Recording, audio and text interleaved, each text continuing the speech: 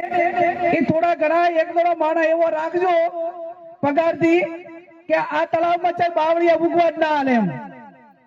એટલે આવું ને આવું વ્યવસ્થિત સારું તળાવ રે અને ક્યાંક નર્મદાનું વધારાનું પાણી ઓવરફ્લો થતું હોય એનું કનેક્શન આમાં હાલતું એટલે પશુ પક્ષી માલને એને પણ કામ આવે ને ઝાડખાને પણ એને ઉછેર કરવામાં વાંધો ના આવે. આમ તો શિક્ષણમાં પણ હવે આ કામ આગળ વધી રહ્યું છે. શિક્ષણમાં આગળ એટલા માટે હમણાં શિવાબાએ દાખલો આપ્યો કે મારે અહીંયા ભાગ બાંધતા હતા અને 4 છોકરાને ભણાયા ને નોકરીએ લગાડ્યા દિનેશભાઈએ. જેને ભણાવવું છે જેને ભણવું છે એને કોઈ વ્યવસ્થા હોય કે ના હોય, સગવડ હોય કે ના હોય, પણ તમારું મન એ ભણાવવા માટેનું હોવું જોઈએ અને બાળકની ભણવા માટેની તૈયારી હોવી જોઈએ.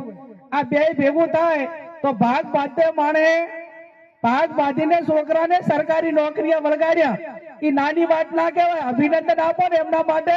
જેટલી તાળીઓ પાડીને અભિનંદન આપીએ એટલા ઓછા. સતત પ્રતાપજી હોય આપણે